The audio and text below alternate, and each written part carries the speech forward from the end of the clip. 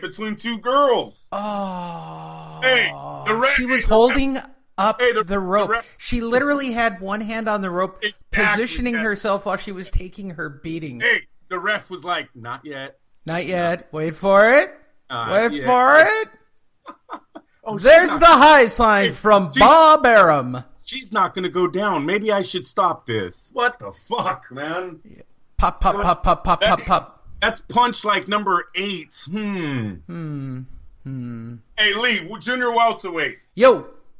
Mikey Garcia, 38-0. Regis Prograis, 21-0. Terry Flanagan, 33-0. Victor Postol, 29-1. Adrian Broner's still there. Josh Taylor, 12-0. It's hot. This division got hot again. These are records of guys that haven't tangled with each other yet. They're not going to. Wait, Andrew. And they're not going to. Well, and Mikey welcome Garcia, to boxing, folks, where people don't fight the people they should be fighting. Well, Prograis, he's a wild card. I think you can work with this kid. He's not attached to anybody, Lee.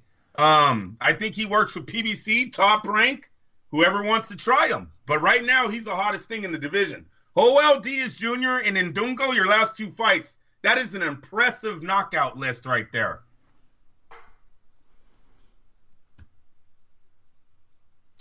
What are you trying to sell me on, bro? I'm not trying to sell you on shit. The best don't fight the best, Andrew. I'm covering the fight, Lee. That's all I did right there. The best don't fight the best.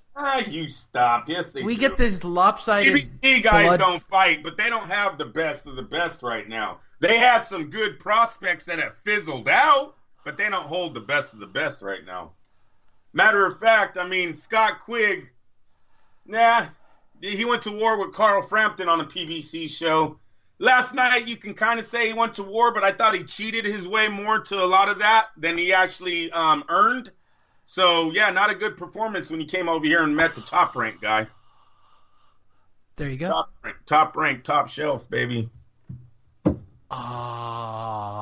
Okay. Lee, they beat him in every matchup. I always go with the it's rare you go with the PBC guy. You can name any matchup. The only guy they might have that you would say gets the advantage would be Spence. That's it. Everyone else, I think there's a top-ranked guy that can defeat him. And even for the welterweights, ain't none of those guys even fought a top-ranked fighter. Then Manny Pacquiao's still there. None of those guys. Hey, Andrew, did I tell you I met Eddie Hearn? Yeah, ain't nothing special about that. He's got one fighter, Lee. He's got one guy. Last night, his fighter looked like shit. He has the fighter. He has the fighter. He has one guy. He ain't no Don King. Hey, you know what? That's all you need. He ain't no Don King. Actually, he is kind of the Don King of this era. Well, he's got to get one more guy. Come on. Don King had Chavez and Tyson. Chavez and Tyson, bro. No, he also had that lightweight that he kept. He had Azuma Nelson that he jammed down our throat. Oh, yeah. Well, we can go into a long list. But when you're talking about 2 of the biggest cash cows that the sport has ever seen. Azuma Nelson. Everybody remembers Azuma Nelson. Well, yes, stop. Remember when he got remarried and then he said he still loved his wife that had passed away? That was insane, bro. The guy said it on HBO. He was like, I love my new wife, but she knows that I really love my other wife. I was like, oh, my God, Azuma, stop talking. Yeah, wow. Azuma's an interesting man. Yeah, and then one time he was like, he broke my head. He broke my head. He got a cut. He didn't know how to say it, Lee. Hey, everybody. You know that May 5th is right around the corner, and we'll be talking about May 5th in just a few moments and that tainted steroid meat and how full of crap Canelo actually is. Yeah, it's over. Yeah, it is. I mean, they're going to have the fight, but Canelo's... All of the pictures now, Lee. Now they're just bringing out all these photos of this dude just getting chiseled. Oh, hold on. You guys want to go to this fight. I'm sure you do, because now you're all Triple G fans. So you want to go to LasVegasDiscount.net, www.lasvegasdiscount.net, and save over 50% on your trip to Vegas for Cinco de Mayo. Look, you're going to get hammered and you're going to go watch this fight anyway. You might as well do it in Vegas. LasVegasDiscount.net. While you're in Vegas, you can also come over to the Silver State Invitational and watch me get concussed. You know, that's always fun. So I guarantee somebody will get knocked out on Saturday, May the 5th. Probably be me. There you go. You've got two options for May the 5th. You can be a spectator over at the Silver State and watch me get concussed, or you can go to the T-Mobile Arena and watch the jacked up steroid guy who's literally lost an entire country. You know what the sad part is? He's not going to lose the country. People are going to forgive it. They're going to forgive it, Andrew. They're going to forgive it. The entire country of Mexico will forgive it. Oh, stop. They don't even...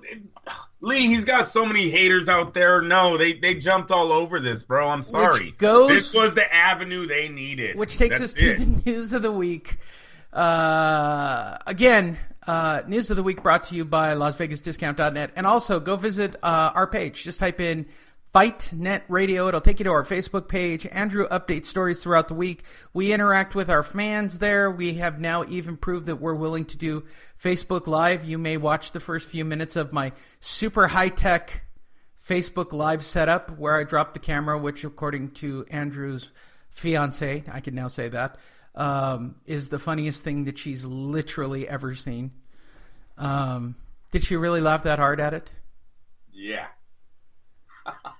Did she watch it multiple times just to laugh?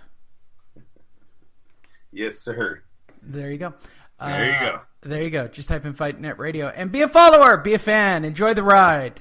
We'll start right off with Wilder Ortiz and their Showtime's ratings. Showtime gets their highest rated fight since Wilder Sturvine. That's not saying much. It's not like their highest fight ever, but according to the ratings released on Tuesday, Nielsen. That's a long time. Research Media. Okay. That's 3 years, Luis Ortiz versus Deontay Wilder had 1.2 million viewers. 1.2 million viewers and average 1.1 viewers on average. The peak audience reached 1.3 million viewers. Wilder's previous fights on Showtime, a 3-knockdown, 4-round decision over Sturvine in their November 4th match, only drew 887,000. My question is, what did Anthony Joshua draw against a nobody in his last defense on HBO? Well, no, he fights on Showtime. The only time he fought on HBO... No, Joshua does not fight... Anthony Joshua does not fight on Showtime. Yes, he does. The only time he fought on HBO was with Klitschko. Remember? That's when they did that double contract or whatever.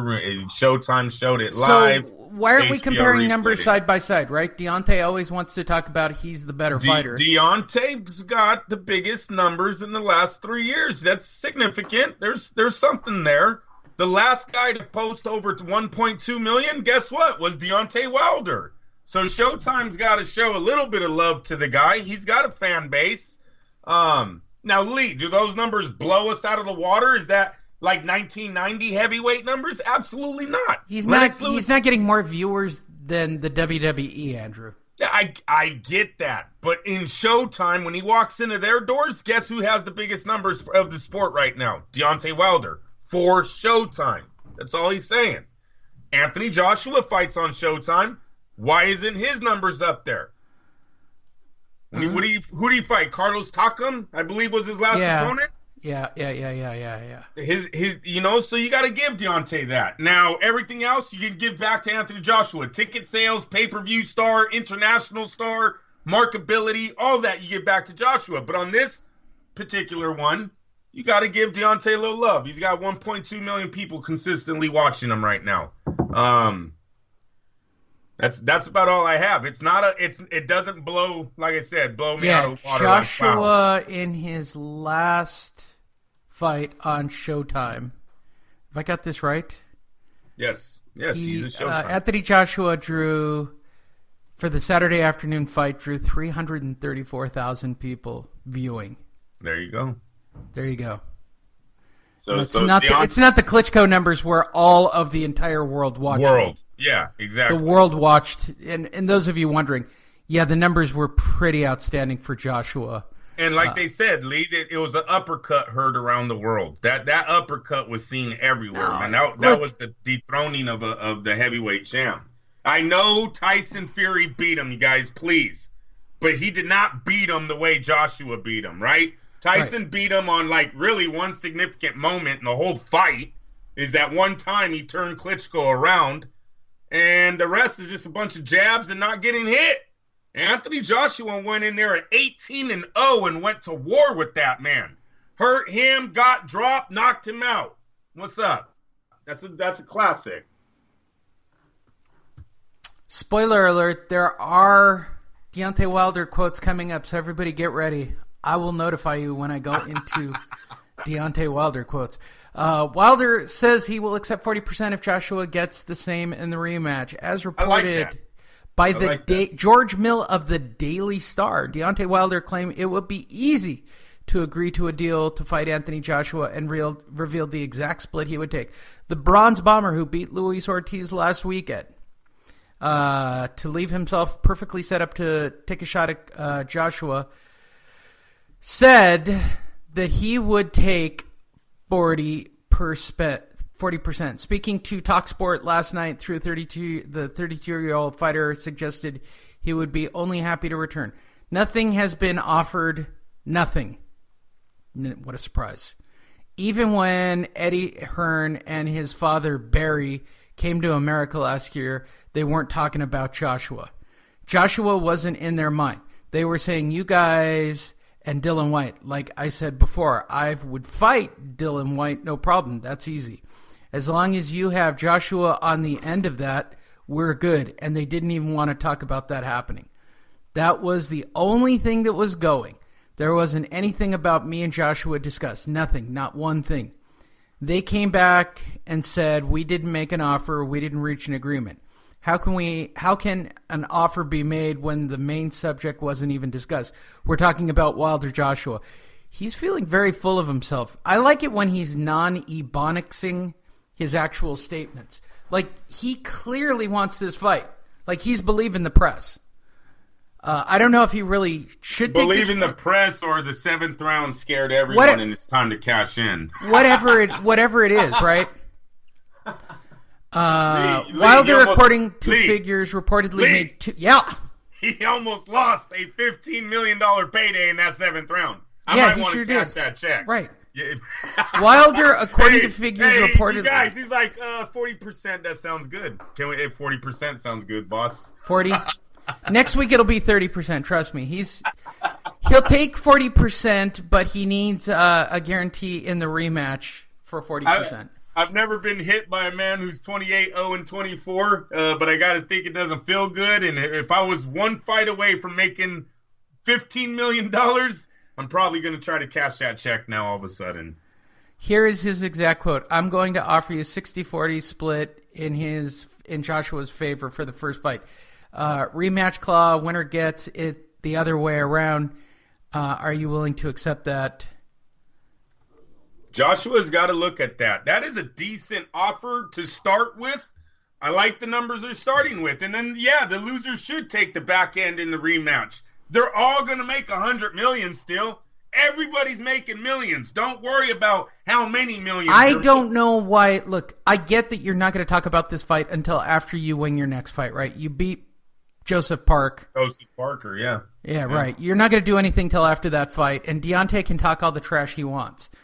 Once he beats Joe, right, then you talk about Deontay. I don't know why you wouldn't take that match. I think that Joshua's just too technical for him, and I'm not being a hater on this topic. I'd like to be a hater for the sake of doing it. I just...